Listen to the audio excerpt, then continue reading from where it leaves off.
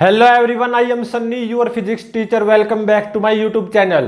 Heat के आज के इस लेक्चर में हमें क्या पढ़ेंगे, इवेपोरेशन और वेपोराइजेशन में क्या डिफरेंस होता है। तो सबसे पहले देखो इवेपोरेशन क्या होता है। तो देखो कहीं गांव में कोई तालाब हो और वहां पे गर्मी चल रही हो, मतलब टेम्परेचर ऐसा हो कुछ 50 डिग्री सेल्सियस 60 डिग्री सेल्सियस से, तो आपने देखा होगा कुछ हफ्तों बाद वो तालाब सूख जाता है। तो मतलब वो पानी सारा का सारा इवेपोरेट कर जाता है। इवेपोरेशन एक स्लो प्रोसेस होती है, ठीक है। मतलब हफ्तों लग जाते हैं तालाब को सूखने में, जहाँ पे गर्मी हो, 50 से 60 डिग्री सेल्सियस टेम्परेचर हो। और वेपोराइजेशन क्या होता है इसको समझो। मान लो आपके पास वाटर है, कुछ अमाउंट ऑफ वाटर, उसको गर्म करते जाओ, हीट देते जाओ लगातार, तो ऑब्वियसली उसका टेम्परेचर बढ़ेगा। तो 100 डिग्री सेल्सियस जब टेम्परेचर हो जाएगा तो तब वो वेपर्स में, वाटर वेपर्स में कन्वर्ट होना शुरू हो जाएगा। तो वेपोराइजेशन क्या होती है, फास्ट प्रोसेस होती है। मतलब बहुत जल्दी वो कंप्लीटली वाटर वेपर्स में कन्वर्ट हो जाएगा, वाटर एट 100 डिग्री सेल्सियस।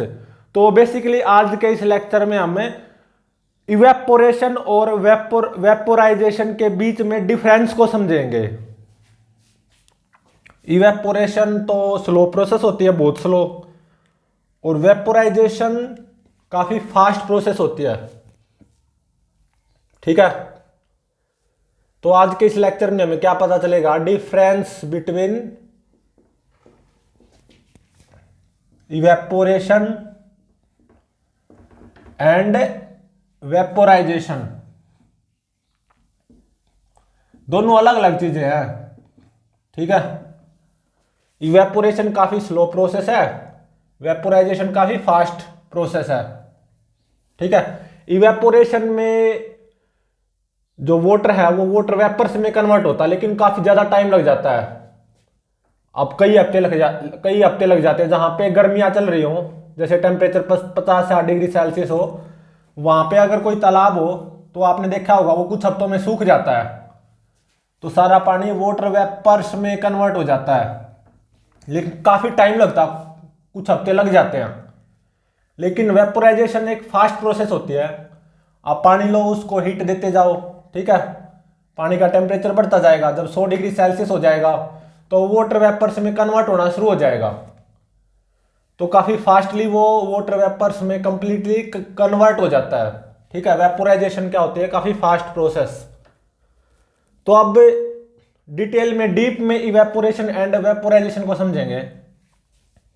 तो देखो मान लो ये मेरे पास कोई कंटेनर है, ठीक है, और इसमें पानी भरा हुआ है, वाटर, ठीक है।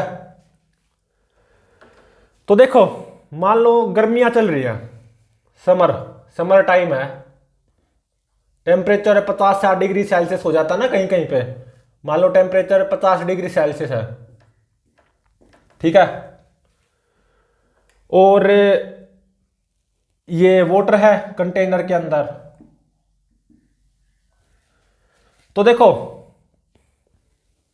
एटमॉस्फेयर होगा, एयर होगी, और एटमॉस्फेरिक प्रेशर जनरली कितना होता है, 1 atm, ठीक है। तो देखो इस वाटर की सरफेस के जस्ट अबव क्या होंगे, वाटर वेपर्स होंगे, ठीक है। वाटर की सरफेस के जस्ट अबव क्या होंगे, वाटर वेपर्स, ठीक है।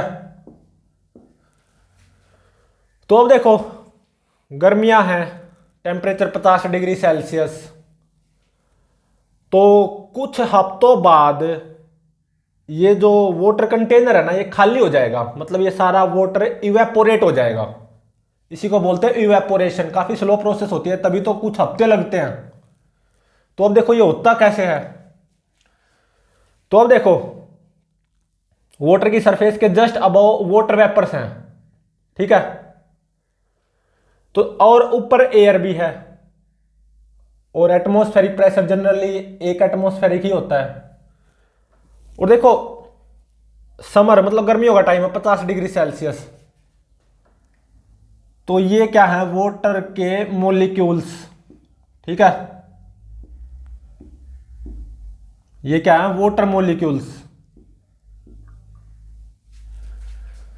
तो देखो गर्मियों का टाइम है ना, टेम्परेचर 50 डिग्री सेल्सियस और एटमॉस्फेरिक प्रेशर 1 atm जो कि जनरली होता है ऊपर एयर, और ये वाटर वेपर्स हैं इसे वाटर सरफेस के just above.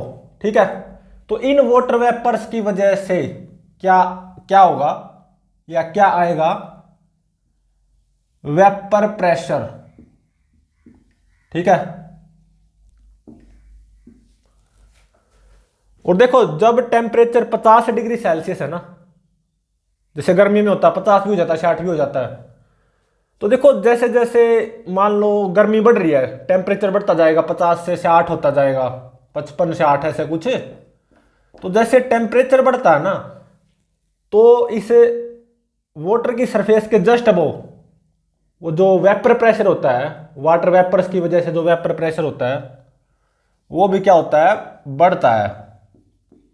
Vapour pressure will increase with increase in temperature. ठीक है,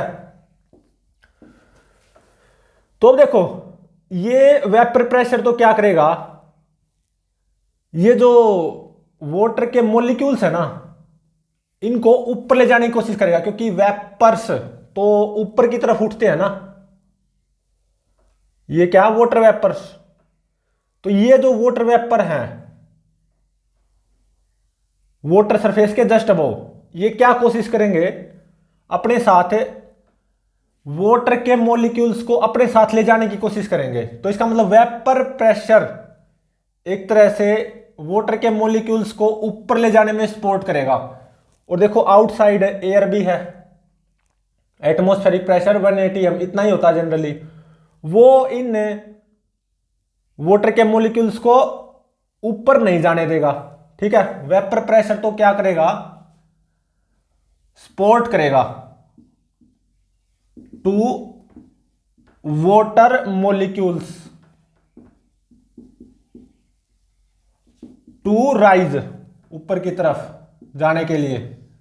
लेकिन एयर भी है, एटमॉस्फेरिक प्रेशर 1 atm जनरली इतना ही होता है, ये क्या करेगा, इन वाटर मॉलिक्यूल्स को ऊपर नहीं जाने देगा। ठीक है, एक तरह से ये क्या करेगा, विरोध विरोध of water molecules to rise. ये जो वाटर मॉलिक्यूल्स है ना उनको ऊपर नहीं उठने देगा। ठीक है,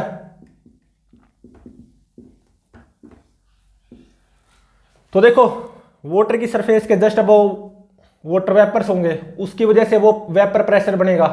ठीक है, वो वेपर प्रेशर क्या करता है, वाटर के मॉलिक्यूल्स को ऊपर उठाना चाहता है, और जो सराउंडिंग में जो एयर है जिसका प्रेशर कितना 1 एटमॉस्फेरिक, वो इन वाटर के मॉलिक्यूल्स को ऊपर नहीं जाने देगा।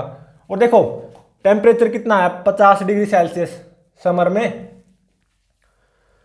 तो ये जो वाटर के मॉलिक्यूल्स हैं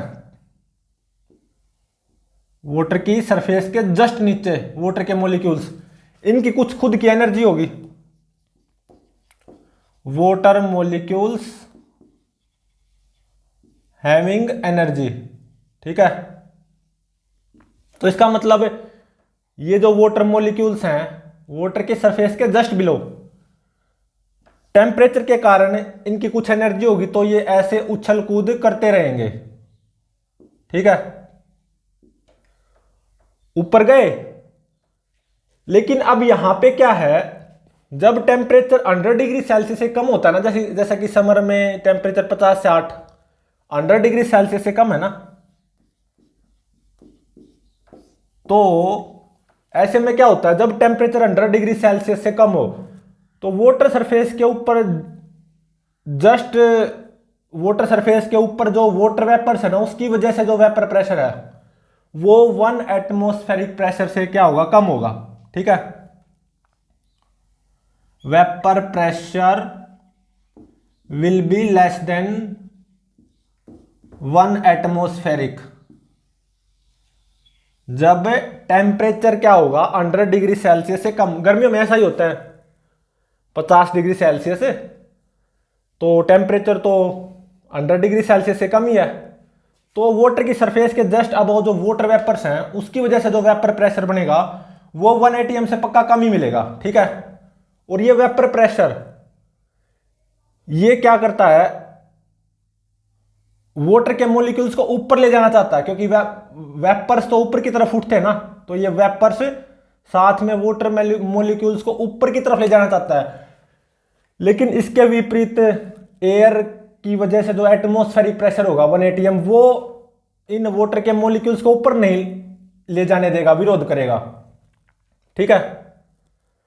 लेकिन वेपर प्रेशर है ना, भले ही 1 एटीएम से कम हो, तो और टेम्परेचर की वजह से वाटर के मॉलिक्यूल्स की कुछ एनर्जी होगी, तो उसके कारण ये जो वाटर मॉलिक्यूल है वाटर की सरफेस के जस्ट बिलो ये ऊपर जाएगा। लेकिन वेपर प्रेशर 1 एटीएम से कम है तो ऊपर जाएगा फिर नीचे आएगा, ये ऊपर नहीं जा पाएगा, थोड़ा सा ऊपर जाएगा फिर नीचे आ जाएगा, ठीक है। ऐसा किस लिए, क्योंकि वेपर प्रेशर सराउंडिंग एयर के प्रेशर 1 एटीएम से कम है, ठीक है। तो ऐसे ही ये जो वाटर मॉलिक्यूल्स हैं just below the surface of water, ये ऊपर जाएंगे नीचे आ जाएंगे, थोड़ी सी ऊपर जाएंगे फिर नीचे आ जाएंगे, तो कुल मिला के उछल कूद करते रहेंगे। लेकिन होता क्या है, वाटर के कुछ मॉलिक्यूल्स की एनर्जी इतनी ज्यादा होती है कि कुछ परमानेंटली ऊपर चले जाते हैं, कुछ उछल कूद करते रहते हैं, कुछ तो उछल कूद करेंगे, उछलेंगे फिर नीचे आ जाएंगे, उछलेंगे नीचे आ जाएंगे। ऐसा क्यों हो रहा है, उछल के फिर नीचे आ जा रहे हैं? क्योंकि वेपर प्रेशर सराउंडिंग एयर के प्रेशर 1 एटीएम से कम है। लेकिन कुछ वाटर के मॉलिक्यूल्स की एनर्जी के कारण, कुछ ज्यादा होने के कारण वो एस्केप कर जाएंगे, वो परमानेंटली ऊपर चले जाएंगे, ठीक है। परमानेंटली ऊपर चले जाएंगे मतलब वेपर्स में कन्वर्ट हो जाएंगे वाटर के कुछ मॉलिक्यूल्स, कुछ ही मॉलिक्यूल्स होंगे, ठीक है, वेरी फ्यू मॉलिक्यूल्स ऊपर जाएंगे, ऊपर चले जाएंगे परमानेंटली, फिर ये वापस नहीं आएंगे, ठीक है। ज्यादातर तो 90% मॉलिक्यूल्स तो उछल कूद कर रहे हैं, बस ऊपर जा रहे हैं नीचे आ जा रहे हैं, ऊपर जा रहे हैं नीचे आ जा रहे हैं, ऊपर जा रहे हैं नीचे आ जा रहे हैं। इसके पीछे का कारण क्या है, वेपर प्रेशर सराउंडिंग एयर की प्रेशर 1 एटीएम से कम है, और जब टेम्परेचर 100 डिग्री सेल्सियस से कम होता है तो वेपर प्रेशर 1 एटीएम से कम ही होगा, सराउंडिंग एयर के प्रेशर से कम ही होगा, 1 एटीएम से कम ही होगा, ठीक है। वेपर प्रेशर तो इन एयर मॉलिक्यूल्स को ऊपर की तरफ ले जाना चाहता है, और एटमॉस्फेरिक प्रेशर दबाने की कोशिश करता है वाटर मॉलिक्यूल्स को। लेकिन वेपर प्रेशर 1 एटीएम से कम है, क्योंकि टेम्परेचर 100 डिग्री सेल्सियस से कम होता है, ठीक है, गर्मियों में। हाँ 50-60 जरूर होता है, लेकिन 100 डिग्री सेल्सियस से तो कम ही होता है। तो ऐसे में ज्यादातर मॉलिक्यूल्स केवल थोड़ी सी ऊपर जाएंगे फिर वापस आ जाएंगे, थोड़ी सी ऊपर जाएंगे वापस आ जाएंगे, तो ज्यादातर मॉलिक्यूल्स उछलेंगे फिर नीचे आ जाएंगे, तो इनकी उछल कूद चलती रहेगी। लेकिन देखो टेम्परेचर फिर भी 50 डिग्री सेल्सियस तो है ना, तो वाटर के कुछ molecules, very few molecules permanently ऊपर चले जाते हैं, परमानेंटली वेपर्स में कन्वर्ट हो जाते हैं, ठीक है, कन्वर्ट इनटू वेपर्स। ये फिर वापस नहीं आएगा, वेरी फ्यू मॉलिक्यूल्स।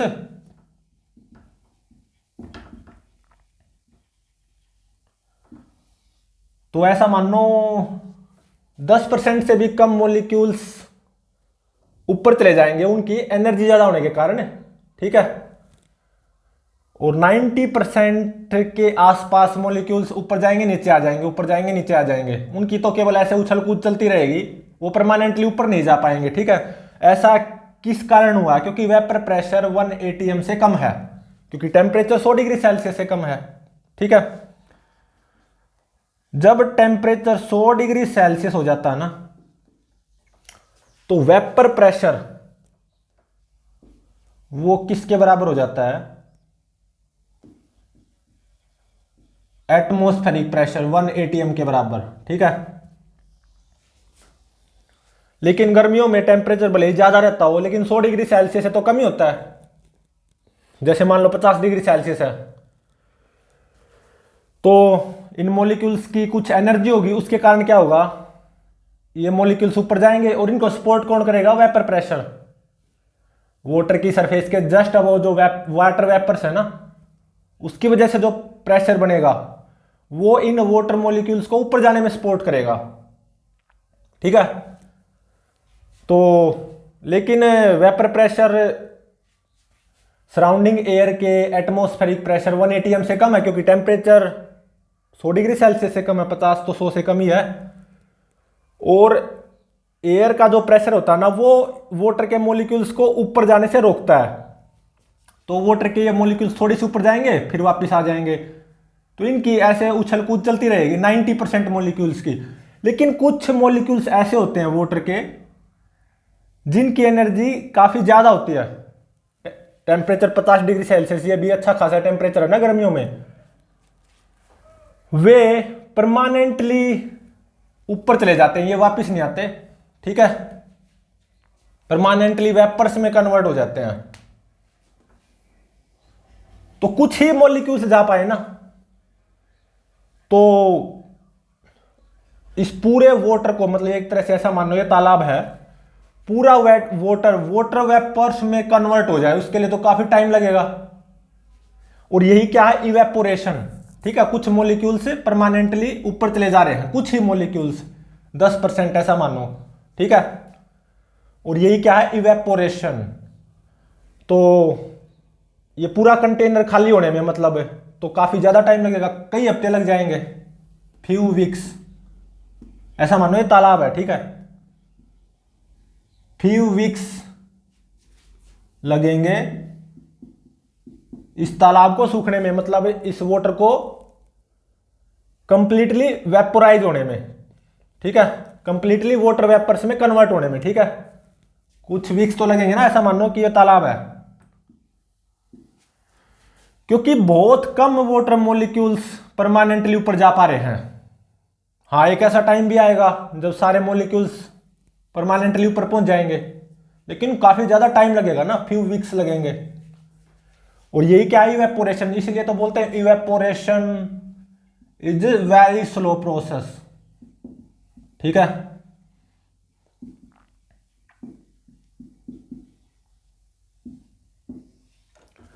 तो ये कंटेनर मान लो या तालाब मान लो जो कि गर्मियों में है, इसमें इसके अंदर पानी रखा हुआ है और गर्मी का टाइम चल रहा है, 50 डिग्री सेल्सियस टेम्परेचर है, ठीक है।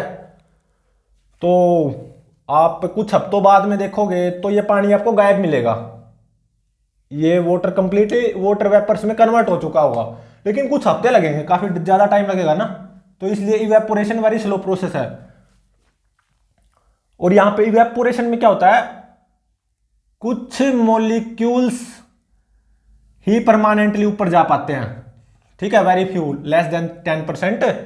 इसीलिए इस कंटेनर को खाली होने में कई हफ्ते लग जाएंगे, ठीक है, इस पूरे वाटर को वाटर वेपर्स में कन्वर्ट होने में थ्रू इवेपोरेशन काफी ज्यादा टाइम लग जाता है, ठीक है। इसलिए बोलते हैं evaporation is a very slow process.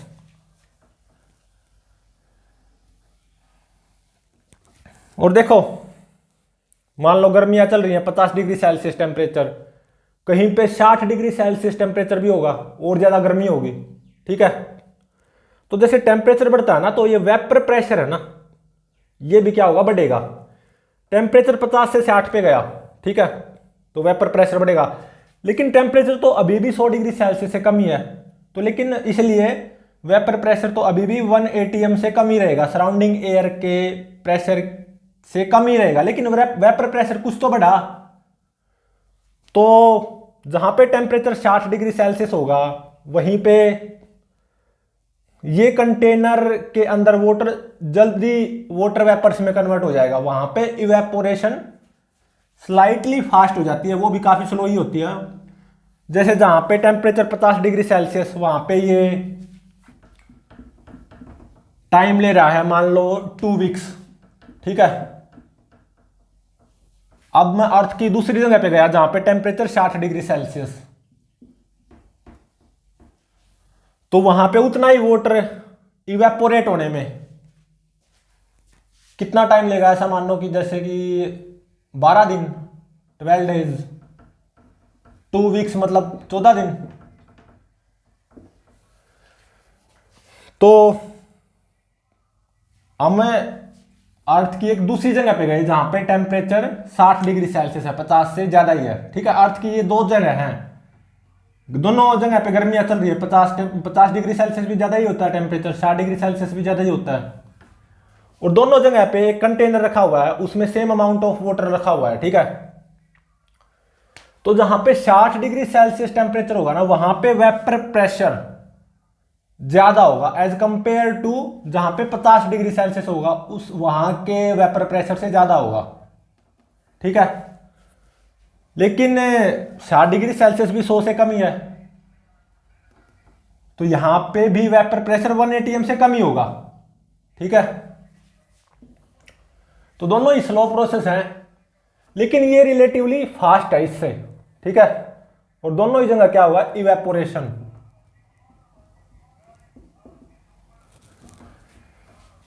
तो अब देखो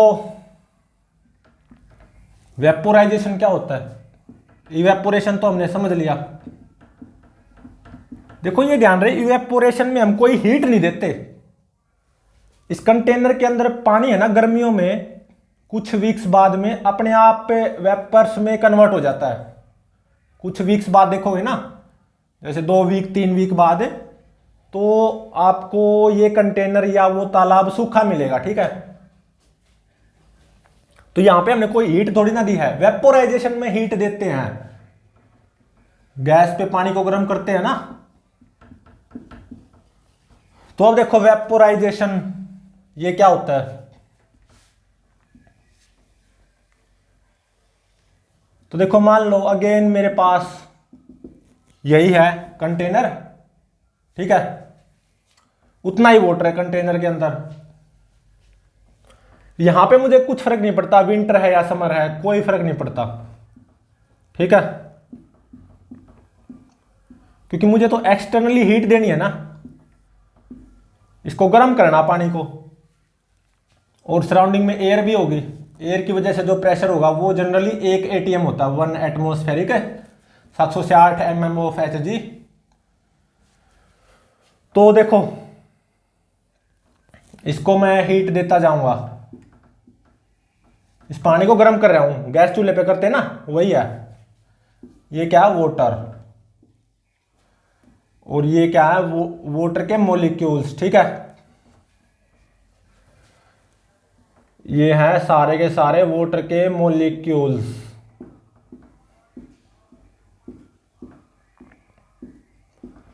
तो वेपोराइजेशन में देखो क्या होता है, मैं इस पानी को गर्म करता जाऊंगा, गैस चूल्हे पे करते हैं ना, हीट देता जाऊंगा, लगातार हीट देता रहूंगा, ठीक है, गैस चूल्हे को ऑन रखूंगा। तो इस वाटर का टेम्परेचर बढ़ेगा, वाटर टेम्परेचर विल इंक्रीज, ठीक है। तो देखो वाटर की सरफेस के जस्ट अबव ये क्या है? Water vapours, water vapours, water की सरफेस के जस्ट अबव, ठीक है। तो देखो मैं हीट देता गया, पानी को गर्म करता गया गैस चूल्हे पे, तो ये जो वाटर है, इस वाटर का टेम्परेचर बढ़ता जाएगा, बढ़ता जाएगा, बढ़ता जाएगा। तो टेम्परेचर बढ़ने से क्या होगा?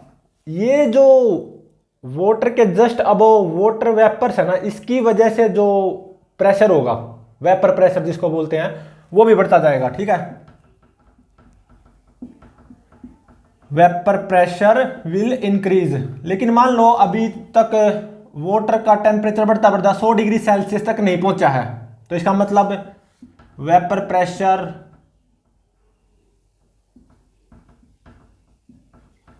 सराउंडिंग एयर के प्रेशर 1 एटीएम से कम होगा, ठीक है।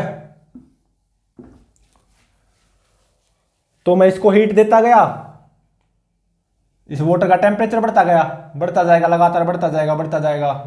20 डिग्री सेल्सियस, 25, 30, 40, 45, 50। तो वाटर की सरफेस के जस्ट अबव जो ये वाटर वेपर्स है ना, इसकी वजह से जो प्रेशर बनता है, वेपर प्रेशर, वो भी क्या होता जाएगा, बढ़ता जाएगा। ठीक है, लेकिन अभी भी इस वाटर का टेम्परेचर तो 100 डिग्री सेल्सियस से कम ही है, बढ़ तो रहा है। 50, 55, 60, 65 लगातार हीट देते जा रहे हैं, 100 डिग्री सेल्सियस से तो कम ही है। तो इसका मतलब वेपर प्रेशर तो अभी भी 1 atm से कम है। ठीक है, तो जब इसका टेम्परेचर बढ़ता बढ़ता वाटर का टेम्परेचर 100 डिग्री सेल्सियस हो जाएगा, क्योंकि वाटर को लगातार हीट करते जा रहे हैं ना, गर्म करते जा रहे हैं। जब वाटर का टेम्परेचर बढ़ता बढ़ता 100 डिग्री सेल्सियस हो जाएगा, तो क्या होगा, उस टाइम पे वेपर प्रेशर बढ़ता बढ़ता सराउंडिंग एयर के प्रेशर के बराबर हो जाएगा। वेपर प्रेशर किसके बराबर हो जाएगा, 1 atm के बराबर। ठीक है, तो अब यहां से वेपोराइजेशन होना शुरू होगा। ठीक है, अब वेपोराइजेशन होना शुरू होगा। ठीक है, तो जब इस वाटर का टेम्परेचर बढ़ता बढ़ता 100 डिग्री सेल्सियस हो जाएगा, तो जो वेपर प्रेशर है ना, वो बढ़ता बढ़ता 1 atm के बराबर हो जाएगा। अब जाके वेपोराइजेशन होना स्टार्ट होगा। ठीक है, ये जो वाटर के मॉलिक्यूल्स है ना, ये वेपर्स में कन्वर्ट होते जाएंगे और परमानेंटली ऊपर की तरफ चले जाएंगे। ठीक है, परमानेंटली ये वाटर मॉलिक्यूल्स वाटर वेपर्स में कन्वर्ट हो जाते हैं, वाटर वेपर्स में कन्वर्ट हो जाएंगे।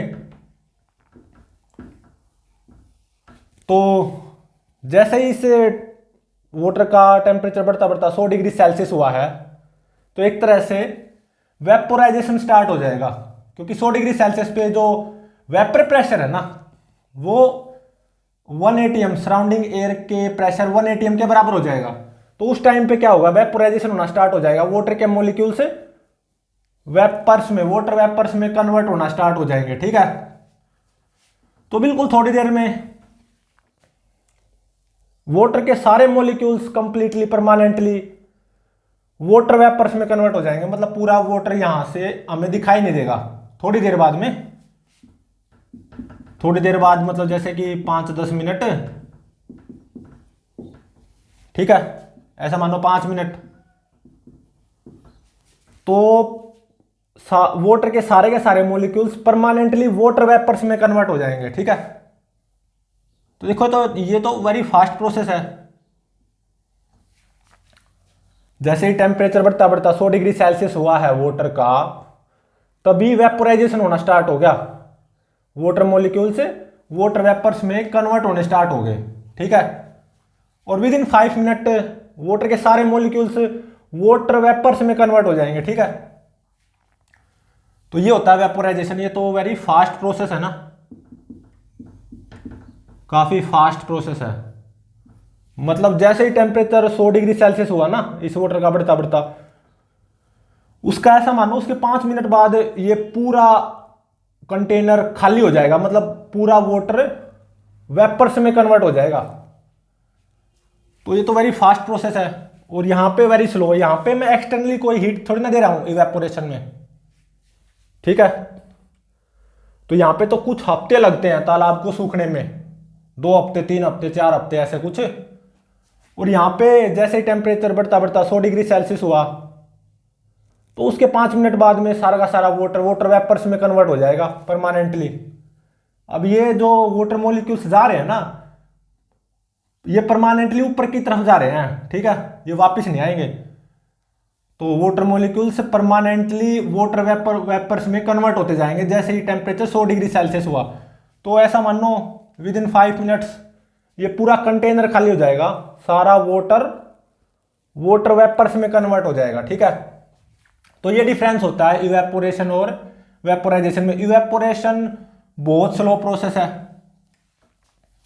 इवेपोरेशन में भी क्या होता है, वाटर के मॉलिक्यूल्स वाटर वेपर में कन्वर्ट होते हैं, लेकिन वेरी फ्यू। ठीक है, कुछ वाटर के मॉलिक्यूल्स की एनर्जी कुछ ज्यादा होती है 50 डिग्री सेल्सियस पे, कि वो एस्केप कर जाते हैं परमानेंटली, वो वेपर्स में कन्वर्ट हो जाते हैं। ज्यादातर मॉलिक्यूल्स ऊपर जाएंगे नीचे आ जाएंगे, उछल कूद करते रहेंगे।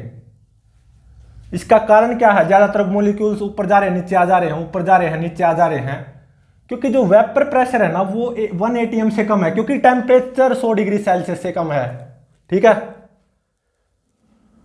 तो इस कंटेनर के अंदर जो पानी है उसको सूखने में, मतलब इस कंटेनर के अंदर जो पानी है उसको कंप्लीटली इवेपोरेट होने में, वाटर के मॉलिक्यूल्स को वाटर वेपर्स में कन्वर्ट होने में हफ्ते लग जाते हैं। तालाब को सूखने में हफ्ते लग जाते हैं ना, इसलिए इवेपोरेशन वेरी स्लो प्रोसेस है।